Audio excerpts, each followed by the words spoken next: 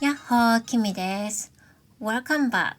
Today, I want to talk about another interesting Japanese word. The word is ストレート which is like a straight. When Japanese people say ストレート, many English speakers might think, oh, that must mean straight in English, but not really. The meaning is a little different. For example, in Japan, if you order whiskey, you can say ストレートでお願いします。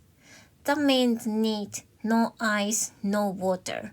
If you want ice, Japanese people usually say ロックでお願いします。It's actually short for on the rocks.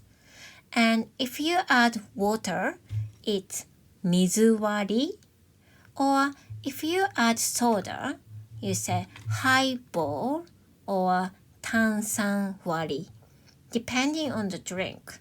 So, ストレート is mostly used for alcohol. But here's something interesting. Sometimes Japanese people also say ストレートティー. ストレートティー. That simply means tea without milk or lemon.Or sugar. If you go to a cafe in Japan, you might see these choices: ストレートティー、ミルクティー、レモンティー。So straight tea doesn't really mean the English word straight. It's just the Japanese way of saying plain tea. But coffee is a little different. Actually, Japanese people don't usually say ストレートコーヒー. Very often, we simply say ブラックコーヒー for coffee without milk or sugar. So even in Japanese, straight isn't used for everything. This reminds me of something that happened when I lived in New Zealand. I was working at a Japanese restaurant, and they sold a bottle of Japanese green tea.I was so excited because I hadn't had Japanese tea for a while. So I bought one, opened it, I took a sip, and what? It was sweet. I looked at the bottle and looked at the label. And it said it had sugar.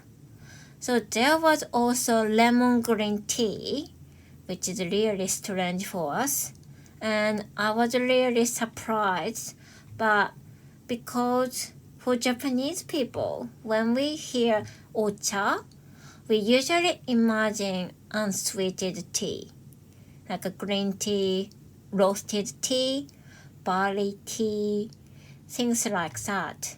So when we say koucha,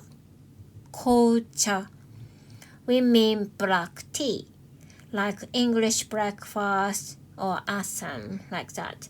Then you can choose milk, lemon, or just plain tea. So even though both are called tea in English, Japanese people naturally separate them into ocha and kocha. I always find these little cultural differences really interesting.What do you think? So today's point is just because a Japanese word sounds like English, it doesn't always have the same meaning. Like I said, drive the other day. These little differences are everywhere.